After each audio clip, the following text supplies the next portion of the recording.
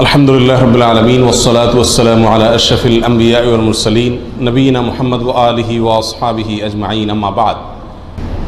সম্মানিত ভাই বন্ধুগণ, আজ আমরা আলোচনা করব এমন কিছু হতভাগা ব্যক্তি আছেন যেই হতভাগা লোকেরা যত নেকামল করুক না কেন আল্লাহ সুবহানাহু ওয়া তাআলার কাছে তা কবুল হয় না, গ্রহণ হয় না।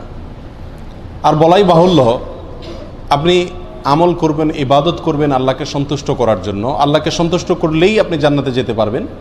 যে আল্লাহকে সন্তুষ্ট করবার জন্য আমরা আমল, ইবাদত, জিকির, আজকার, তাসবিহ, সালাত, সিয়াম সব করি, সে আল্লাহর কাছে যদি এগুলো অ্যাকসেপ্টেড না হয়, গ্রহণযোগ্য না হয়, আল্লাহ যদি সেগুলোকে গ্রহণ না করেন, তাহলে এই আমল করে আমাদের কোনো উপকার আসবে না।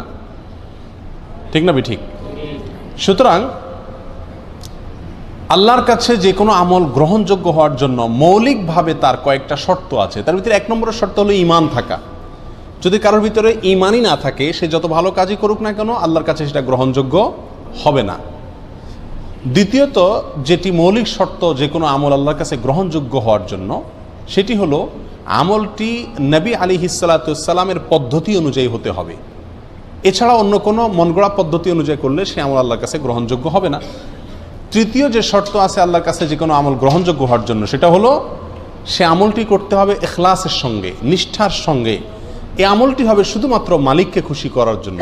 দুনিয়ার কোনো ধান্দা, দুনিয়ার কোনো বিশেষ ফায়দা হাসিল করা, কোনো মানুষকে খুশি করা, কারোর কাছে জাহির করা, কারোর কাছে এটার স্বীকৃতি পাওয়া, এ জাতীয় কোনো ধান্দা থাকতে পারবে না। শুধুমাত্র আল্লাহকে খুশি করার উদ্দেশ্যে যদি করা হয়, সেটা হবে ইখলাসের সঙ্গে।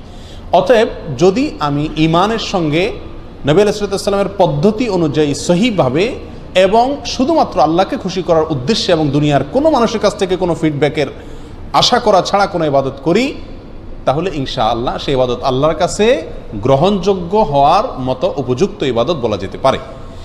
এরপরেও ব্যক্তির ব্যক্তিগত কিছু চারিত্রিক ত্রুটির কারণে, কিছু দোষের কারণে, কিছু খারাপ স্বভাবের কারণে অনেক সময় এই শর্তগুলো থাকা সত্ত্বেও আল্লাহ সুবহানাহু ওয়া তাআলার কাছে আমল গ্রহণযোগ্য হয় না। এরকম 13 শ্রেণীর ব্যক্তির সঙ্গে আজকে আমরা পরিচিত হব। এই 13 ক্যাটাগরির কোনো একটিতে যদি আমরা কেউ থাকি, তাহলে ইবাদত কবুলের যে মৌলিক শর্ত আছে সেই শর্তগুলো পাওয়া সত্ত্বেও আল্লাহ সুবহানাহু ওয়া তাআলা আমাদের ইবাদত গ্রহণ করবেন না।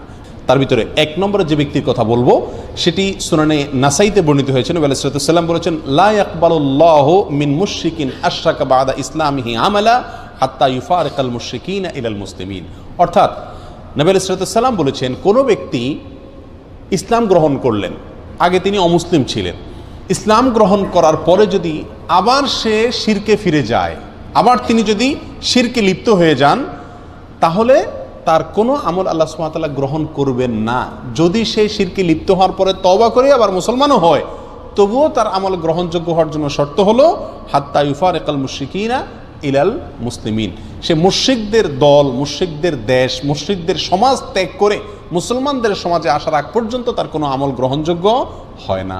তাহলে একজন অমুসলিম, তিনি মুসলিম হলেন, ইসলাম গ্রহণ করলেন, ইসলাম গ্রহণ করার পরে আবার তিনি অমুসলিম হয়ে গেলেন, এরপর যদি আবার তিনি মুসলমান হয়ে যানও কিন্তু অমুসলিমদের মধ্যেই তিনি অবস্থান করেন, তাহলে তার আমল আল্লাহ তাআলা গ্রহণ করবেন না। তার আমল গ্রহণযোগ্য হতে হলে তাকে মুসলমানদের সমাজে এসে প্রবেশ করতে হবে, বসবাস করতে হবে। এর ফলে সেই ইসলামের উপরে টেকা তার জন্য কি হবে? সহজ হবে। তাহলে আল্লাহর জন্য খারাপ সমাজ, মন্দ সমাজ ত্যাগ করে ভালো সমাজে আসা, এটা বান্দার নেক আমল কবুল হওয়ার জন্য অন্যতম একটি উপায় এবং মাধ্যম। আল্লাহ তাআলা আমাদের সবাইকে এই গুণটি অর্জন করার তৌফিক দান করুন। আমরা সবসময় ভালো সমাজে মুমিনদের সঙ্গে, মুত্তাকিদের সঙ্গে উঠা বসা, তাদের সাথে পরিচিত হওয়া, তাদের সাথে বন্ধুত্ব করা, তাদের সঙ্গে সব লেনদেন করা, কারবার করা, তাদেরকে অন্তরে জায়গা দেওয়া এবং জলছল করা, এটার চেষ্টা করব। তাহলে আমল আল্লাহ সুবহানাহু ওয়া তাআলার কাছে গ্রহণযোগ্যতা পাবে ইনশাআল্লাহ। আর এর বিপরীতে বিশেষ করে যদি কেউ ইসলাম গ্রহণ করার পরে যদি আবার শিরকে ফিরে যায়, তার কোনো আমল আল্লাহ তাআলা আর কবুল করেন না। যদি সে মুসলিমও হয়ে যায়, তবুও তাকে আমল আল্লাহর কাছে গ্রহণযোগ্য করাতে হলে মুসলমানদের সমাজে ফিরে আসতে হবে। তাহলে 1 নম্বর ব্যক্তি পেলাম যে ইসলাম গ্রহণ করার পরে আবার শিরকে চলে গেছে, তার আমল আল্লাহ তাআলা কি করবেন না? গ্রহণ করবেন না। গ্রহণ করবেন শর্ত হলো সে আবার মুসলমানদের মধ্যে ফিরে আসবে, ইসলাম গ্রহণ করবে। এই সমাজে চলে আসবে, তখন আল্লাহ তাআলা গ্রহণ করবেন। নাম্বার 2 এবং 3, 2 এবং 3 এই দুটো পয়েন্ট বর্ণিত হয়েছে আবু দাউদ এবং সহিহ ইবনে খাজামা বর্ণিত এক হাদিসের মধ্যে। নবী আলাইহিস সালাম এখানে এই হাদিসে 2 ব্যক্তির কথা বলেছেন, যে 2 ব্যক্তির আমল আল্লাহ সুবহানাহু ওয়া তাআলা কি করবেন না, কবুল করবেন না। কারা তারা? নবী আলাইহিস সালাম বলেছেন, লা ইয়াকবালুল্লাহু সালাতান বিগাইরি তাহুরিন। এটা হলো দ্বিতীয় ব্যক্তি। ওই ব্যক্তির সালাত আল্লাহ সুবহানাহু ওয়া তাআলা কবুল করবেন না যে সালাত পড়তেছে পবিত্রতা অর্জন করা ছাড়া। তার মানে পবিত্রতা অর্জন করা সালাতের জন্য পূর্ব শর্ত। এখন যদি পবিত্রতা অর্জনের ত্রুটি থাকে, কোথাও শুকনা থাকে, ভালো করে ওযু না করেন, ভালো করে গোসল না করেন, তাহলে আপনার এই সালাত হবে না।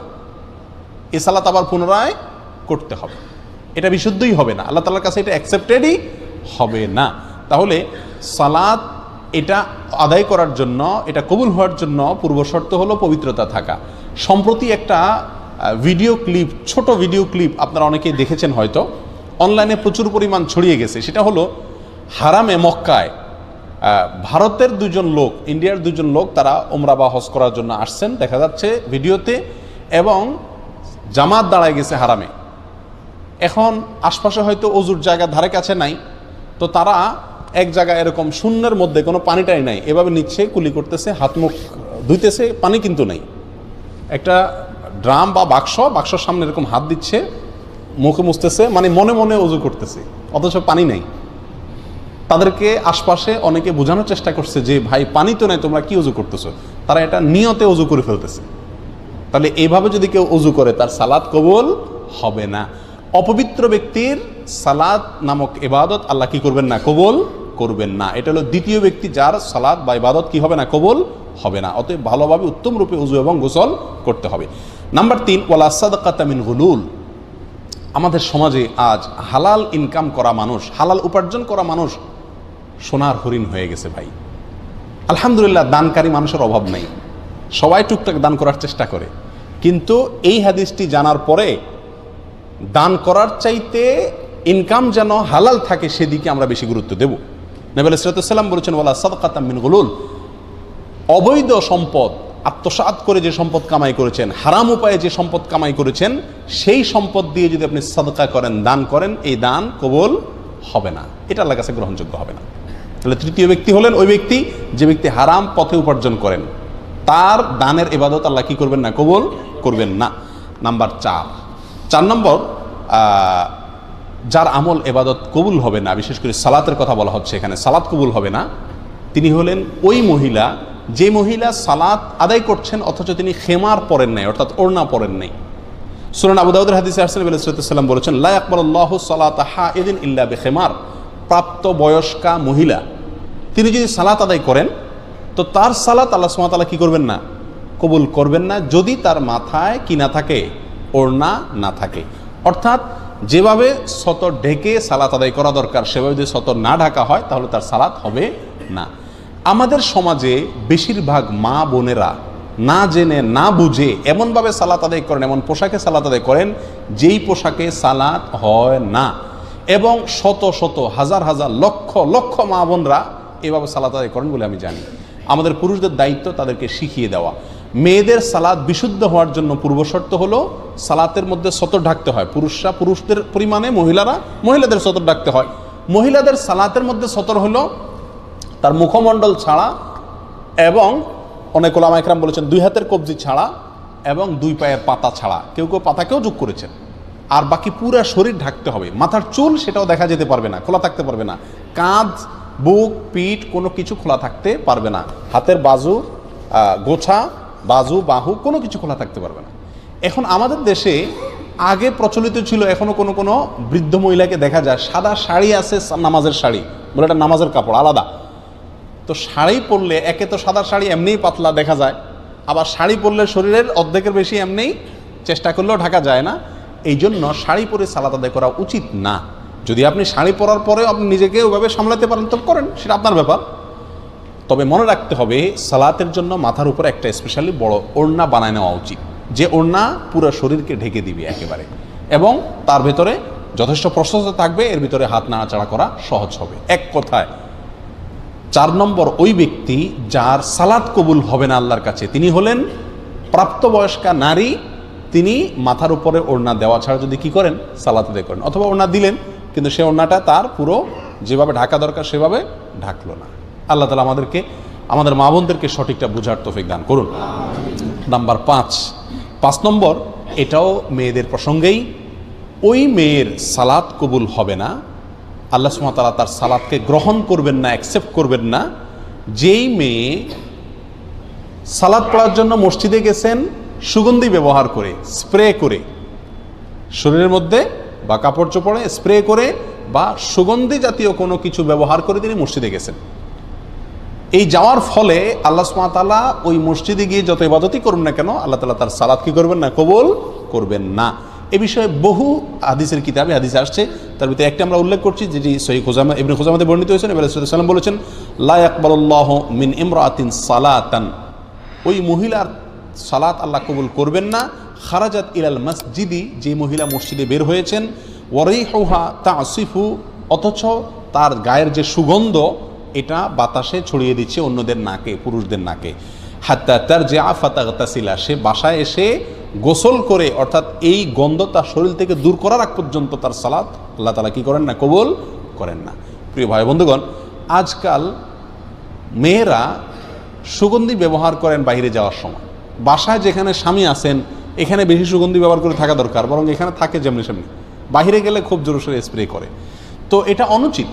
অন্য পুরুষকে নিজের প্রতি আকৃষ্ট করা, অন্য পুরুষকে মনে মনে জানা করতে আহ্বান করার শামিল এই স্প্রে করা, যে স্প্রে সুগন্ধি জাতীয় স্প্রে, এটা করে মহিলারা বাহিরে যেতে পারবে না। এখানে চিন্তা করার বিষয়, মসজিদে যাচ্ছেন সালাত আদায় করার জন্য, তিনি যদি আপনার সুগন্ধি জাতীয় কোনো কিছু ব্যবহার করে যান এবং তার সুগন্ধি অন্যদের নাকে যায়, পুরুষদের নাকে যায়, এবং পুরুষরা বাজে চিন্তা করার সুযোগ তৈরি হয়, সেটার যদি এরকম কঠিন শাস্তির কথা বলা হয়ে থাকে, কঠোর সতর্কবাণীর কথা বলা হয়ে থাকে, তাহলে যারা বাজারে, মার্কেটে ঘোরার জন্য, বেড়াতে যাওয়ার জন্য, পার্টিতে, বিয়ে শাদিতে যাওয়ার সময় এসব সুগন্ধি লাগায় যাচ্ছেন, তাদের পরিণতি কত ভয়াবহ হতে পারে আল্লাহ তাআলাই ভালো জানেন।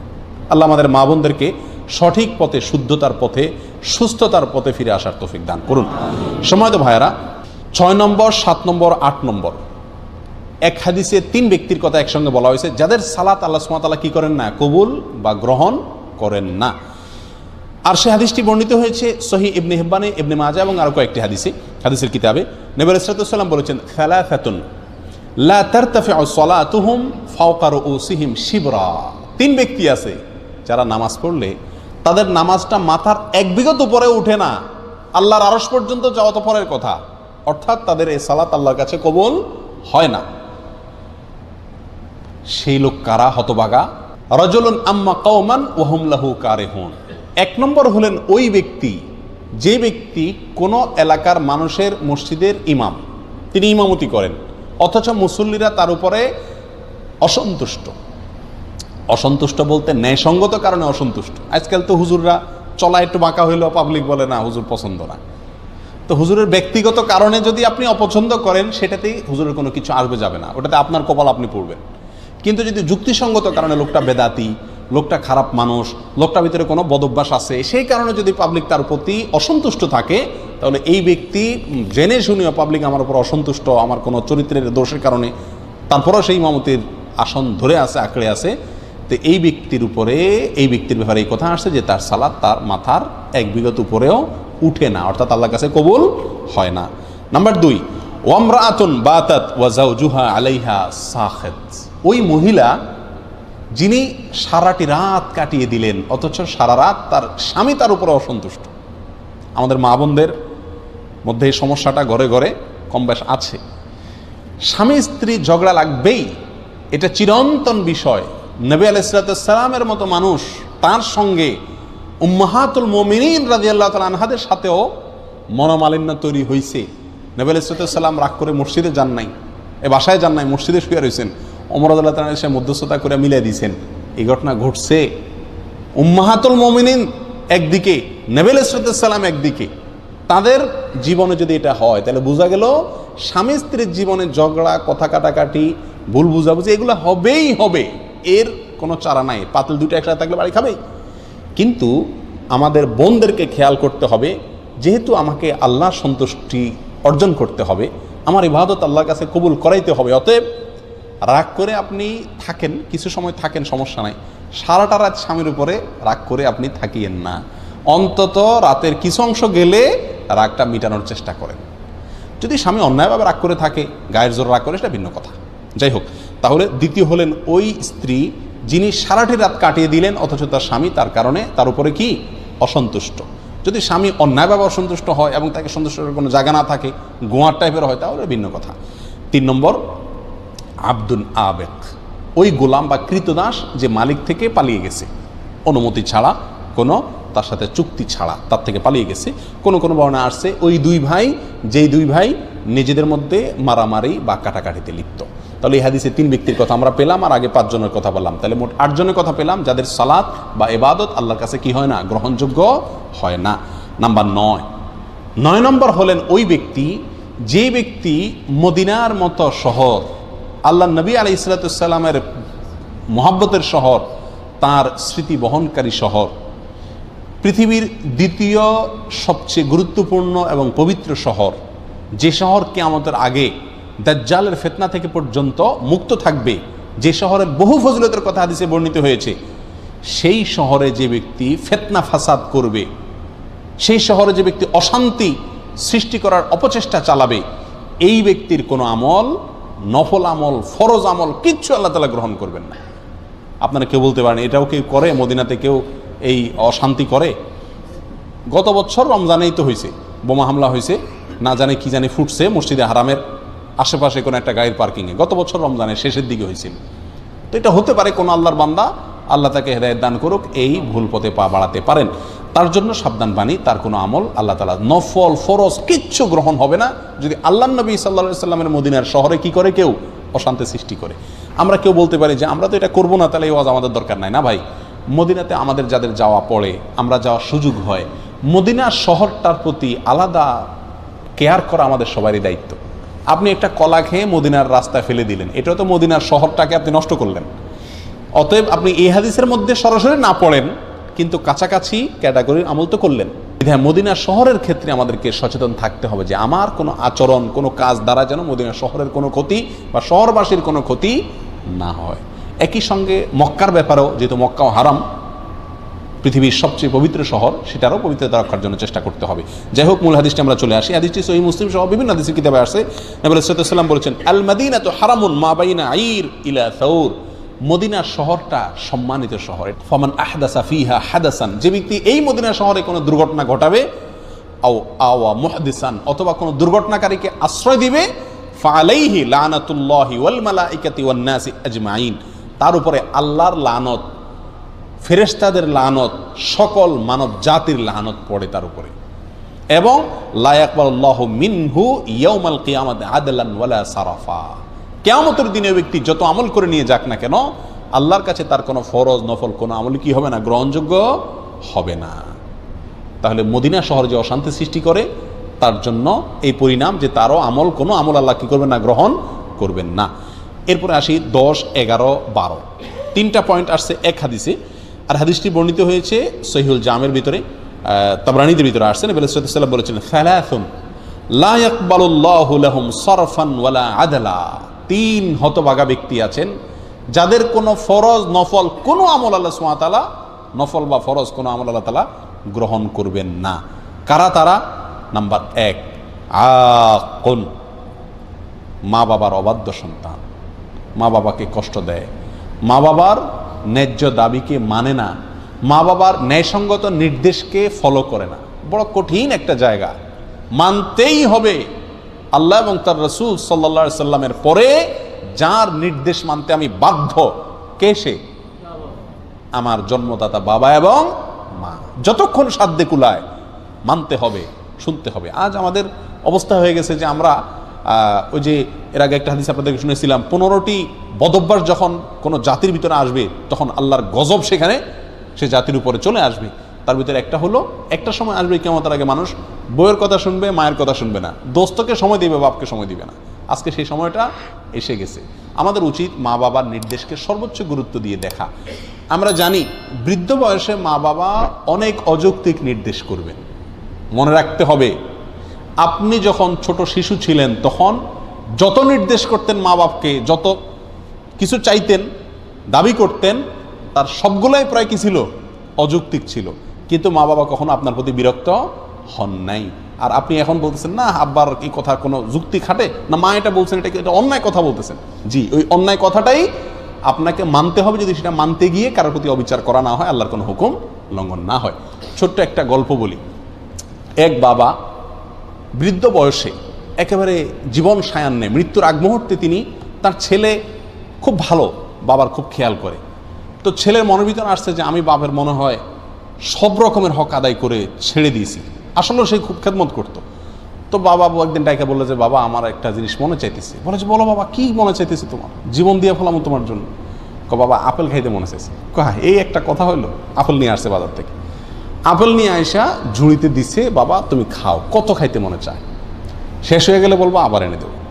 বাবা বলে যে বাবা আমার তো ও যে পাহাড়টা আছে আমাদের বাড়ির পাশে, ওই পাহাড়ের উপরে উঠা ওখানে বসে আপেল খাইতে মনে চাইতেছে। ছেলে চিন্তা করলো, হায় রে বাপে, এই বুড়া বাপ হাঁটতে পারে না, মাথায় করে উঠাইতে হবে আপেল সহ।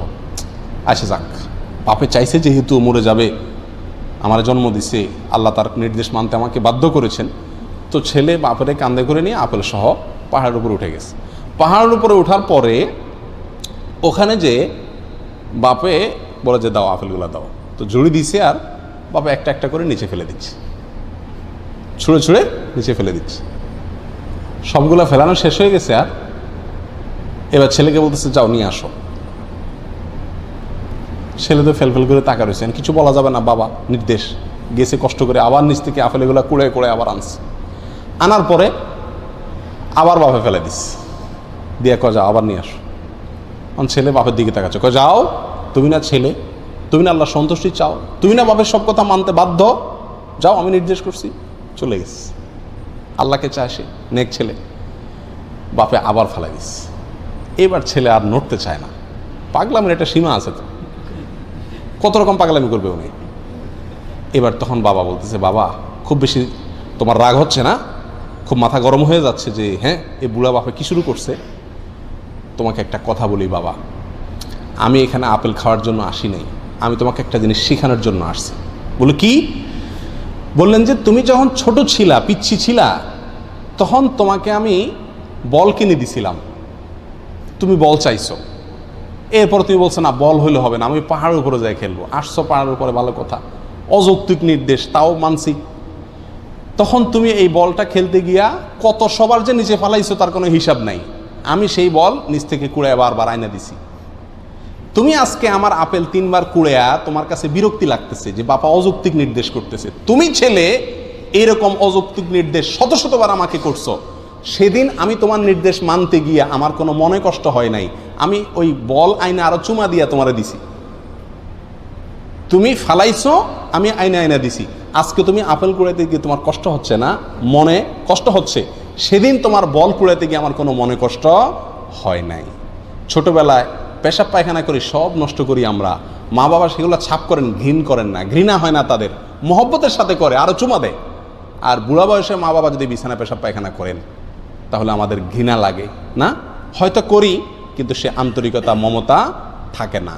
এই জন্যই কোনো সন্তান সারা জীবন ধরে মা বাবার যত খেদমতি করুক না কেন, মা বাবার হক পরিপূর্ণভাবে আদায় করা এটা কঠিন একটি ব্যাপার। এই জন্য এই দিকটা খেয়াল রাখতে হবে। যদি কেউ মা বাবার নির্দেশকে লঙ্ঘন করে তাহলে এই ব্যক্তি কপাল পড়া ব্যক্তিদের ভিতরে সামিল হবে, 10 নম্বর ব্যক্তির ভিতরে সামিল হবে। তার কোনো ইবাদত, নফল ফরজ কোনো ইবাদত কবুল হবে না মা বাবার যদি কি হন, নাফরমান হন। আল্লাহ আমাদেরকে হেফাজত করুন। 11 নম্বর হলো মান্নান। মান্নানকে, মান্নান হলো ওই ব্যক্তি যে ব্যক্তি দান করে খোটা দেয়, দান করে খোটা দেয়। খুব জটিল একটা বিষয়। আজকাল আমরা দান করার পরে হ্যাঁ তোর এত খাওয়াইছি, এত পড়াইছি, এরপরে আবার আমার কথা শুনলি না, যে পাতে খাইলি সে পাতে হাগলি, এরকম কথা বলি কি বলি না আমরা? আপনার সব শেষ, বরবাদ হয়ে গেল। আপনার আমল আল্লাহর কাছে কবুল হবে না। খোটা দেওয়া মানুষ করবেন আল্লাহর জন্য, ওই ব্যক্তির কাছ থেকে থ্যাংক ইউ আশা করবেন না, স্বীকৃতিও আশা করবেন না, আশা করবেন আল্লাহর কাছে। 11 নম্বর গেল। 12 নম্বর হলেন ওয়া মুকাযযিবুন বিল কাদার, যে তকদিরকে, ভাগ্যকে অস্বীকার করে, সেই ব্যক্তিরও কোনো আমল কবুল হবে না। 13 নম্বর সর্বশেষ পয়েন্ট যেটি মুস্তাদরাকে হাকামে আসছে, লা ইয়াকবালুল্লাহু সালাতা ইমামিন হাকামা বিগাইরি মা আনজালাল্লাহ, ওই শাসক তার সালাত আল্লাহ সুবহানাহু ওয়া তাআলা কবুল করবেন না যেই শাসক আল্লাহ যা নাজিল করেছেন সেই বিধানের ব্যতিক্রম বা উল্টা ফয়সালা করে বা উল্টা বিধান অনুযায়ী সে বিচার করে, শাসন করে এবং ফয়সালা করে, তারও সালাত কবুল হবে না। এই হাদিসটি মুস্তাদরাকে হাকিমে আসছে। এই হাদিসটির বিশুদ্ধতা নিয়ে কেউ কেউ এটাকে জয়ীফ বলেছেন, কিন্তু কেউ কেউ এটাকে ইমাম হাকিম রাহিমাহুল্লাহ তিনি এটাকে সহি বলেছেন। তাহলে 13 ব্যক্তিকে আমরা পেয়ে গেলাম যাদের সালাত অথবা নেকামল আল্লাহর কাছে কি হয় না, গ্রহণযোগ্য হয় না। আল্লাহ তাআলা আমাদের সবাইকে এই 13 ক্যাটাগরি থেকে নিজেকে মুক্ত করার তৌফিক দান করুন। আমি আবারও এক নজরে বলে দিচ্ছি, মুশরিক যে অমুসলিম ছিল, ইসলামে আসছে, আইসা আবার যদি ইসলামে অমুসলিমদের মধ্যে ফিরে যায়, সে মুসলমানদের মধ্যে সমাজে ফিরে আসার আগ পর্যন্ত তার কি হয় না, কোনো আমল আল্লাহর কাছে কবুল হয় না। 1। 2 নম্বর হলো পবিত্রতা অর্জন করে না যে ব্যক্তি সঠিক উপায়ে, সেই ব্যক্তির সালাত কবুল হয় না। নাম্বার 3, যেই ব্যক্তি আত্মসাৎ করে অন্যায়ভাবে হারামভাবে টাকা কামাই করে দান করছে, তারও দান কবুল হবে না। নাম্বার 4, যে প্রাপ্তবয়স্কা মহিলা তিনি ভালো করে ওড়না মাথায় দিয়ে ছতর ঢেকে সালাত আদায় করেননি, তারও কি হবে না, সালাত কবুল হবে না। নাম্বার 5, যে মহিলা সুগন্ধি লাগায় মসজিদে গেছেন, বাহিরে গেলে তো আরও ভয়াবহ অবস্থা, সেই মহিলা ওই সুগন্ধি ধোয়ার আগ পর্যন্ত, গোসল করার আগ পর্যন্ত, দূর করার আগ পর্যন্ত তার সালাত আল্লাহর কাছে কি হবে না, কবুল হবে না। নাম্বার 6, ওই ইমাম যিনি মানুষের ইমামতি করলেন অথচ মুসল্লিরা তার উপরে ন্যায়সঙ্গত, যুক্তিসঙ্গত বা শরীয়তের দৃষ্টিতে কোনো কারণে অসন্তুষ্ট। নাম্বার 7, ওই মহিলা, ওই স্ত্রী যিনি সারাটা রাত কাটালেন অথচ স্বামী তার উপরে অসন্তুষ্ট, তিনি সন্তুষ্ট করার চেষ্টা করলেন না, অবশ্যই সেটা ন্যায়সঙ্গত উপায়ে এবং গোয়ার্তুমি করে নয়। নাম্বার 8, ওই কৃতদাস যে মালিকের অনুমতি ছাড়া ভেঙে গেছে, অথবা ওই 2 ভাই, যে 2 ভাই নিজেদের ভিতরে ঝগড়াঝাটিতে, মারামারিতে, কাটাকাটিতে লিপ্ত। নাম্বার 9, ওই কপাল পড়া যে নবী সাল্লাল্লাহু আলাইহি সাল্লামের শহর মদিনাতে অশান্তি সৃষ্টি করে অথবা অশান্তি সৃষ্টিকারীকে জায়গা দেয়, মদিনা শহরের পবিত্রতা নষ্ট করে। নাম্বার 10, ওই সন্তান যে মা বাবার অবাধ্য, নাফরমান, মা বাবার নির্দেশ অমান্যকারী। 11 নম্বর, ওই ব্যক্তি যে দান করে খোটা দেয়। 12 নম্বর, যে ব্যক্তি ভাগ্যকে বা তাকদীরকে অস্বীকার করে। আর 13 নম্বর, ওই শাসক যিনি আল্লাহর বিধান অনুযায়ী তার প্রজাদেরকে পরিচালনা করেন না। আল্লাহ তাআলা আমাদের সবাইকে এই 13 শ্রেণীর প্রত্যেকটা থেকে নিজেদেরকে মুক্ত করার তৌফিক দান করুন, এমনভাবে ইবাদত করার তৌফিক দান করুন যাতে আল্লাহর কাছে এটা গ্রহণযোগ্য হয়, কবুল হয়।